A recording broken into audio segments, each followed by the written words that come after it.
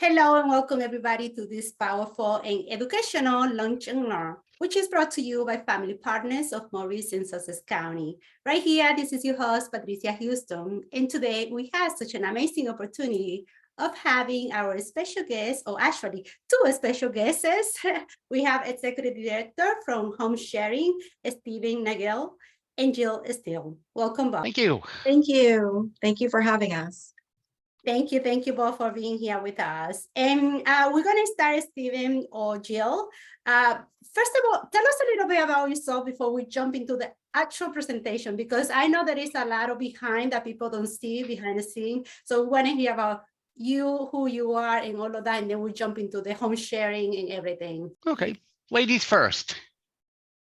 Okay, hi everyone. I'm Jill Stein. I'm the Director of Client Services at Home Sharing, and I've been here for 5 years. So I've been here since 2018 and one non-consecutive year before that, 2010 to 2011.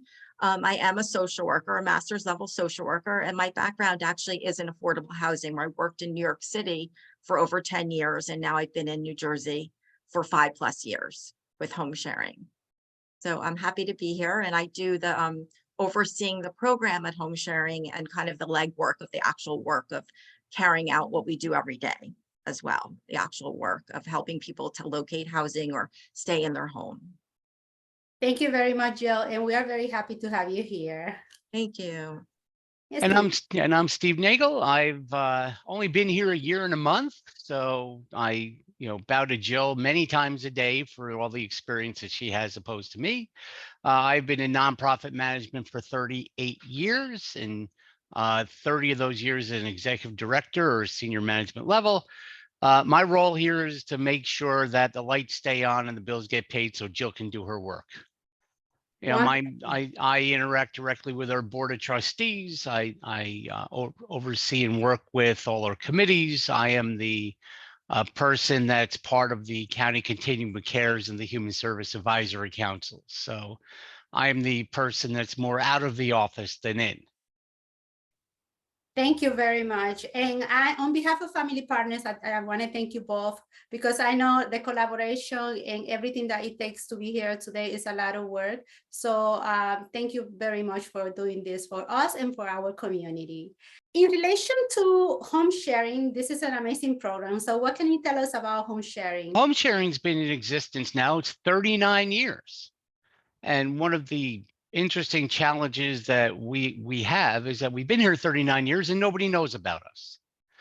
We are an alternative affordable housing program that once people hear about us, they begin to say, gee, that's a kind of program I wish I knew about when X.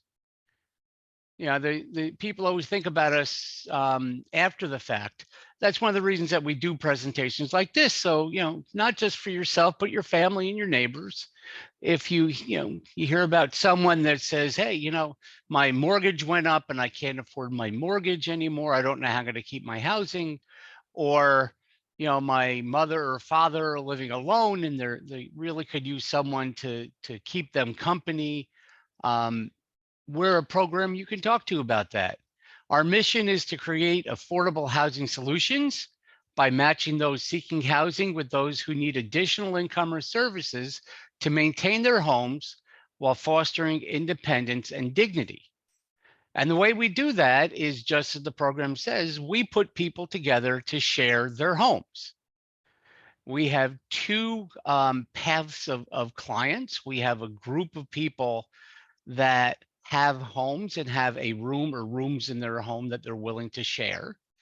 And we have another group of clients that we call seekers, who are people seeking affordable housing options, and in turn will move into someone's home. So it's not a landlord tenant or a border situation. It is a very high-tech and secure system that's used to make sure that people are compatible and not at risk for each other. And to talk about how we partner our clients together in what we call a match, I'm going to hand that over to Jill, because Jill works directly with the process of getting people together. Sure. So Steve mentioned, we work with providers, we work with seekers, we work with people who have homes and they're interested in sharing their homes. Usually that's because they need the additional income to stay in their home. So it could be like a senior who's on a fixed income and their expenses are going up, but they just have that same Social Security check that comes every month. Or, someone else who's finding that the costs of their housing are going up just like we all are, and they're kind of, have that same job and they're don't have the raise at the same level as what they're seeing their expenses are rising at. So we work with home providers who really need that additional income, or it could be someone who actually needs help in the home. So they're in some way, they could be an older person who they're living alone and their family feels it's not so safe for them to be alone anymore, or they like some companionship, or maybe they're not driving and they need help in some way in the home. And so that's another reason why they would bring someone into their home to share. So what they need to be able to provide is a private bedroom for the person sharing, and then it would be a private or shared bathroom, depending on their home. And then they share other common areas like the kitchen and living room. And then the second category of people we work with, as Steve said, are seekers. So they're people looking for affordable housing and they can't find it on the open market. And they like the idea of sharing someone's home. So they would get that private room, but then they would be sharing the inside of the home together. So because they're sharing a home, the first step really is to make sure that this is something people want, because just because someone's looking for affordable housing doesn't mean that they don't want their own apartment. But sometimes we find that to be true. So we want to kind of explain what home sharing is and see that they like the idea of sharing. And then after that, if they agree, we have a screening process that we go through. And the screening is the same for the person interested in sharing the home as it is for the person who has the home. So basically it starts with a phone intake. So they would call our office and then, we would go through what home sharing is, as I mentioned. And then if they're interested, we would start by asking them some basic questions, just so we could understand where they're coming from. Like, what is their current housing situation? So how much time do they have to find housing? Because home sharing is not an emergency housing option. It's not something that's available right away, because we need to do that screening, which could take a couple weeks. Sometimes it takes 2 to 3 weeks. And at that point, after we complete the screening, which I'm going to explain what that is, then we would start referring them to homes. And then they have to choose the home that we're referring them to when they meet the homeowner and see the home. And the home provider also has to choose them. So it's difficult to kind of predict how long it takes to match. But we know the screening part just takes a couple of weeks, and then it's possible to match right away, or it might take longer depending on what their needs are and whether there is a match for that person or not. So when they call our office and we collect that initial information, like I said, it's just understanding their current housing situation, understanding what their source of income is. Because in general, at the average, the homeowner can really decide what they want to charge in rent per month. And what we see the average range is kind of between $650 and $850.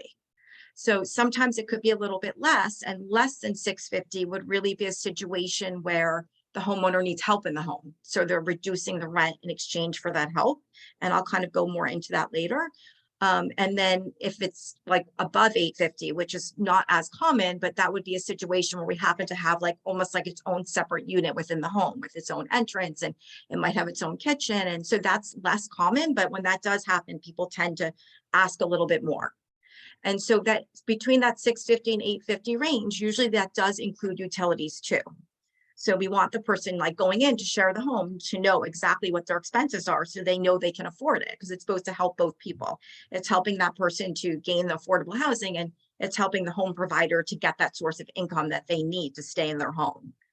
So usually we kind of take the standard that the person who is going to be entering the home, their income should really be at least double of what they're paying in rent, because we don't want them to be in a situation where they actually can't afford the rent. So we will ask them, what their income is, what they do, their source of income, what their employment is, or if it's another source of income, disability or Social Security, what that may be. And then we just find out a little bit more about them. Do they have any disabilities, physical, mental, or developmental? And that could mean do they need to be on a first floor? Are there any other considerations that we would need to know in kind of finding a match for them. And at that point too, we're kind of establishing like the eligibility a little bit, because one thing, because someone's entering and sharing a home in common with someone, is that we do need to know that they're stable and they'll be stable in housing. So, so when we ask about disability, like if someone has a mental health issue, we will, there's certain things that we do in the screening process just to see that they're stable and that they will live well with others. So once we ask those initial questions, after that is when we distribute the application. So it's not like there's an application online that's out there for people to start filling out. They first talk to us, and then we would send or email an application to them. So the application basically asks for them to provide 3 personal references. So names of 3 people they've known for at least a year, and they can't be family members. Ideally, they would be people that they know from different areas of their life. So one could be a friend, one could be a neighbor, one could be someone they work with, a boss, a landlord, someone they live with. Those are kind of different examples of different references, someone they know from church or some other kind of group that they might be involved in. And then below that in the application, we ask for any professionals they're seeing. So if they're seeing a therapist, psychiatrist, psychologist, a social worker, if they have a case manager, if they happen to have a sponsor, there's a place to put those names and numbers as well. And we will call those people because we want to just, find out kind of a little bit more about them in that situation to know that they would be a good fit and stable in someone's home. So we would ask questions like, were they recently hospitalized, if there was some kind of mental health issue? And lots of people see therapists, and most people are, fine sharing a home. So it's usually not something that becomes a barrier, but it's part of our process just to understand and make sure that each person, the home provider and the person sharing, are going to succeed living together. So then once they fill out the application with those personal references and any professionals they're seeing, then they send it back to us with proof of income. So if they're working, it's 2 recent pay stubs. If they're on a fixed income, then it'll be a copy of the award letter that says how much they make per month from that income source. Once we get the application, we do a background check. So we do 2 series of background checks. One is we look into like public sources online that we can access, and we do a Google search and to kind of see if anything comes up related to someone's, criminal history. And then we also have a service that we will use called Checker that we send in, to find out, like, is there any things that have happened nationally throughout the country related to criminal background. And so if someone, just because someone has a criminal background, it doesn't disqualify them. We will be looking at like the nature of what happened. So if there's any like violent crime or any like sexual abuse, like those kinds of things are a little bit more clear cut. Even if there's like theft, that can actually be an issue because we don't want to put someone together in a home that could potentially steal from the other person. So we would be looking at that, talking to them about it and finding and determining whether this is something that we feel like we wouldn't be able to move forward. And I mean, often it's a situation where the other person could easily Google their name and find that information too. So we have to clearly have, have that known. If there's something there that could be concerning, we would ask the 2 people to share with each other, upon meeting, to see that they're comfortable moving forward. So we kind of look at it as like something that we want to like assess and see and try to give people the opportunity to get housing, but we're not going to do that if it's not a situation that feels comfortable for both of them or for us in putting that person to share a home. So then after that, we do the background check, and then we call all their personal references and we call any professionals that they're seeing. Then at that point, we would ask them to do a face-to-face interview with us. So in the case of someone interested in sharing a home, we would meet them either in our office, or if they're, in Morris County, sometimes we'll meet in the Morristown Library, or there are different locations that we would try to meet to make it a little bit easier if they didn't have transportation, they weren't able to come to Bridgewater where our office is. In the case of the home provider, we would go to the home and meet with them there and look at their home so we can see like the private room and see the common spaces. And then we also, talk to them. And the purpose of the interview for both sides of the arrangement are to really learn more about the person. So we have a better idea of, kind of what their routines are like, what their kinds of people irritate them, what their standards of cleanliness are. So that we can, or standards of cleanliness is, so that we can then do a good match. So we're understanding better like what their hobbies are and what kind of person would be a good fit for them. So we ask them about themselves, and we also ask them about their preferences, so that, if we have an available home, if the person is letting us know, whether they're willing to have more than one person in their home, because that can sometimes, be an issue if there's just one room. And even if there are two rooms, how many people they would be willing to share from one family, or whether it's just going to be a single person, like they're a single person and they'd like to just share with a single person. So all those kinds of preferences, and whether they're okay living with a man and a woman, or just a woman, or just a man.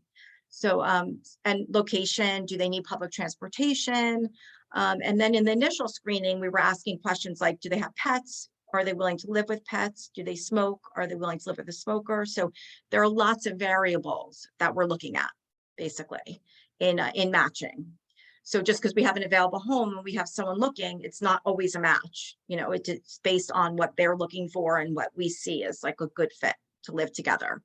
So once we finish the interview, it's at the point where we're looking now, like what home providers we may have for that person who's seeking to share a home, or what people we have that could share a home for the home provider. And we put them in touch with each other by asking, each other if they feel that they would like to be in touch and that they sounds like they could be a fit. And so we'll give a phone number and they will reach out. So it's really like an independent process. We're not there, for the meeting, and we don't initiate and call and schedule the meeting. They really have to do it on their own and be able to get there on their own.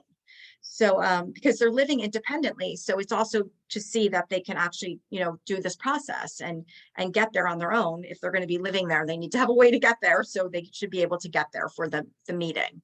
So when they meet, and we give them some guidance around like things that they could talk about if they need that, and we'll give them like a sample of what our contract looks like. But they would basically meet, and if they feel good about, moving forward and living together, then they'll let us know, and then we would schedule what's called a shared living agreement. So we would set up a meeting where usually it's at the home of the home provider, because it's a place where we're going to like talk about all the details of how they live together. So it's good to be in the home, so we can say like, oh, they're going to put their food in this cabinet in the kitchen, so that we can then see like where that cabinet is, or how are they going to divide the refrigerator, or we ask questions like the shared supplies that someone might have, like the dish soap or the napkins or paper towels, like how will they share them?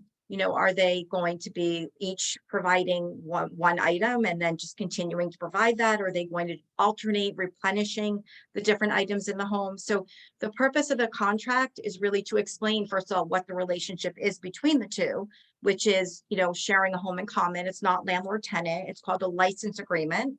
And so it's two people sharing a home in common and sharing common expenses, and kind of establishing if there's like a financial relationship, what that is exactly, like when they need to pay a certain amount per month and how much that is, and whether it's in cash and a receipt should be provided, whether there's a security deposit, because not every homeowner is taking a security deposit. It's very individual to the homeowner. Sometimes it's a month, sometimes it's less than a month, and sometimes they're willing to have someone like pay into it over a series of months. And then we also, whether there are any additional utilities like Wi-Fi, is that included? I mean, generally everything's included, but every now and then like cable might be an extra expense, or so all of that would be outlined in the contract. And then especially if it's a situation where someone's helping someone in a home in exchange for the reduced rent. So that kind of help could look like just a little bit of reduction in rent, which might be like shoveling snow, or, doing yard work, or, helping out some way, that happens just sporadically, but on a consistent basis. And so that might be like $50 or $75 or $100 possibly in reduction in what they were hoping to get in that shared expense per month. Or it could be something more intensive where we would want to like outline exactly what is expected, so both people are on the same page. So that could be getting groceries for someone, or like reminding them to take their medication, maybe preparing a meal, being available in the home, for companionship, or kind of agreeing that they spend every night in the home in case something happened overnight, that they can then call the family. And so clearly it would have to be two people that are compatible. I mean, if someone travels a lot for work, they're not going to be a good fit to be in someone's home that needs someone there every night. So we make sure it kind of naturally fits with kind of their routines and what they're interested in doing, and it works for both of them. And it can't be 24/7 because no one can, be available all the time to help someone else. So we make sure that it's, very understood what the commitment is, especially if it's a situation where it's in lieu of rent, which can happen, but not commonly. But every now and then someone does need enough help, which is never like physical help. So it's not like a home health aide where they would be like bathing or helping someone go to the bathroom or dressing, but it's more that kind of like being around, companionship, being there to call 911, helping someone, maybe driving them if needed to doctor's appointments, or getting the groceries, or spending time with them. So those are the kinds of things that a home sharing person would do to offset the rent, and that would be clearly outlined within the contract. So the other details that we kind of go into in the contract, just to be sure that everyone's on the same page when they move in, and kind of create some more harmonious situation at the outset. And if any issues come up, people can then refer back to the contract, and it can be amended if there's, with us, if there's something that needs to be changed over time.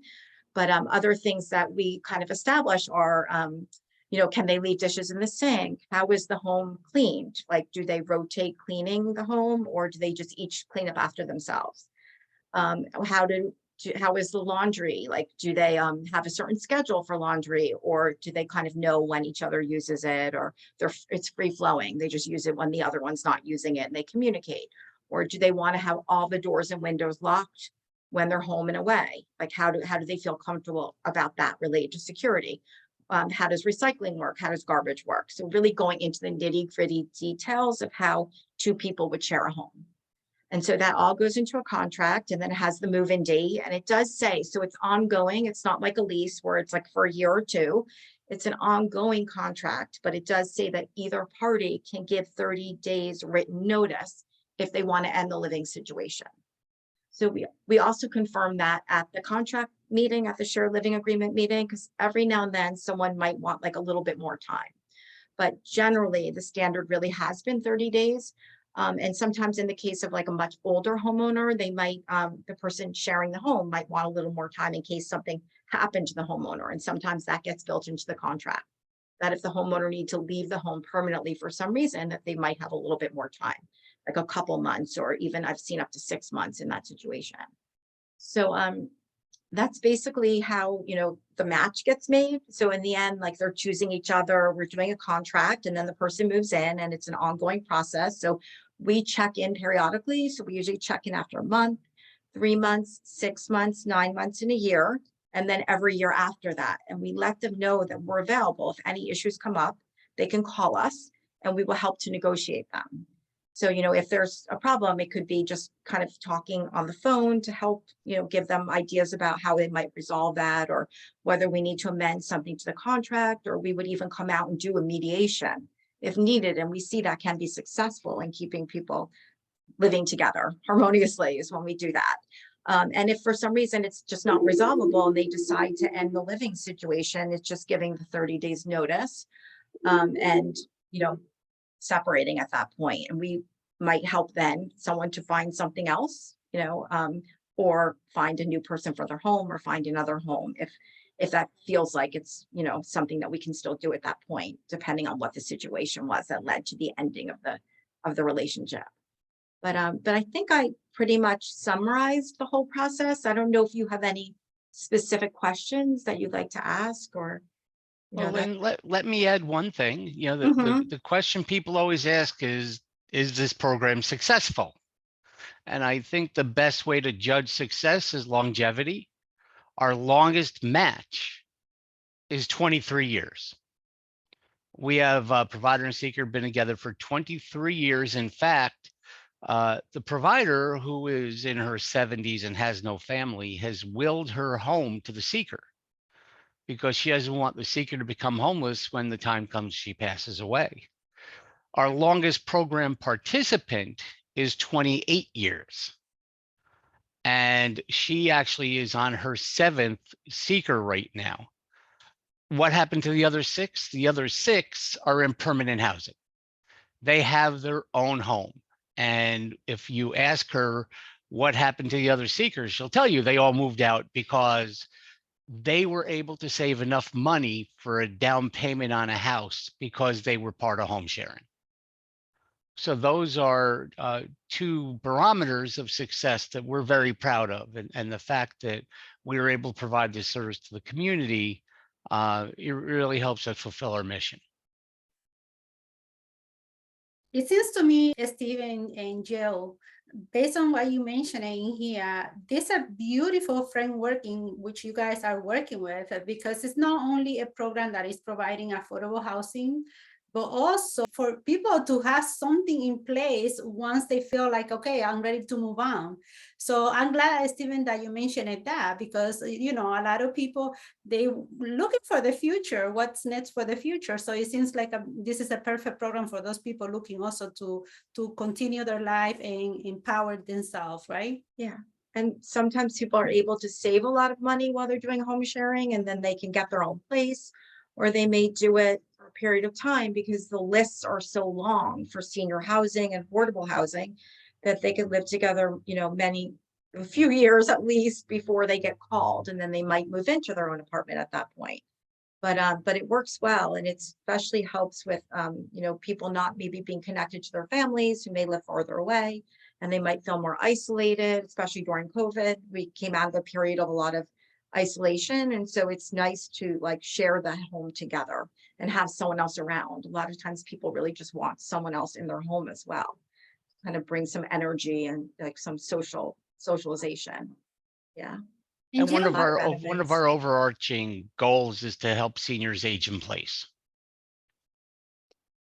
that's another thing, especially when you mention it, Jill, about those fine details that probably people don't think once you are in a home, sharing a home with someone. So, and you mentioned it, that you guys are there as a mediator to have that open communication and be clear who is going to be doing that, who is going to take care of this, you know, like that's beautiful, the way that you guys are operating this program.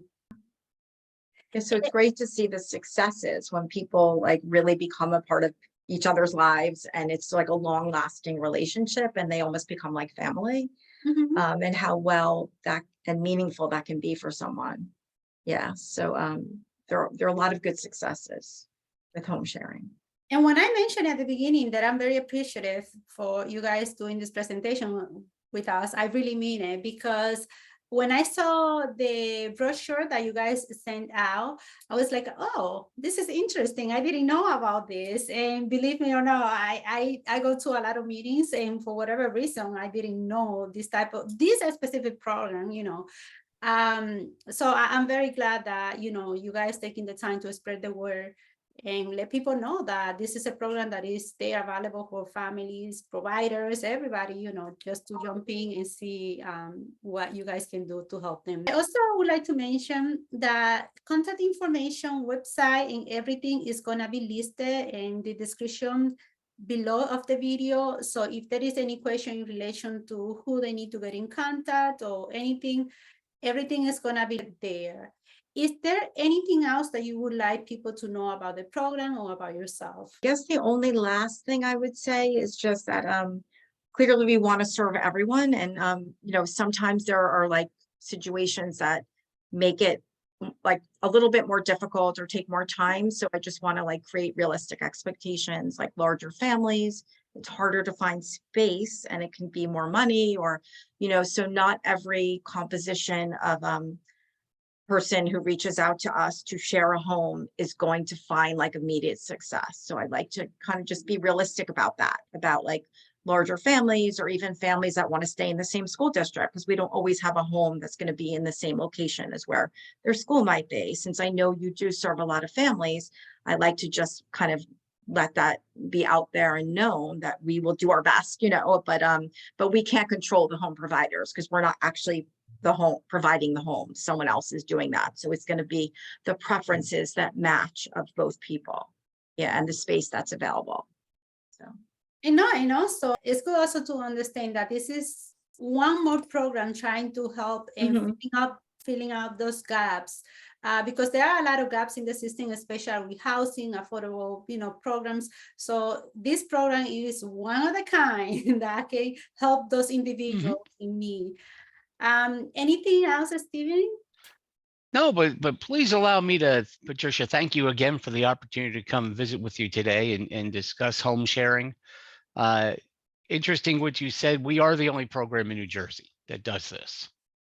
And we are certainly available to help people that you serve, trying to help them maintain their housing or achieve a more permanent housing situation.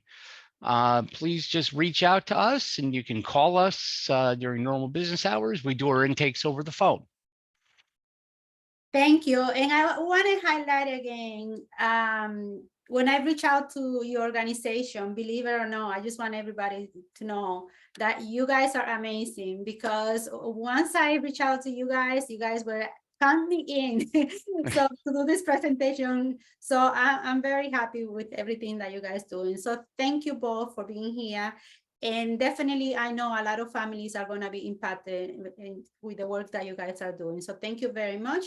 And with that, we are going to conclude this part, and we're going to move to our Q&A session. That part is not recorded. I know that we're concluding this presentation, but any last thought or anything before we just jumping into concluding this part? No, we're looking forward to receiving questions, actually. Awesome. But thank you very much. Have a great day, everybody. Thank you.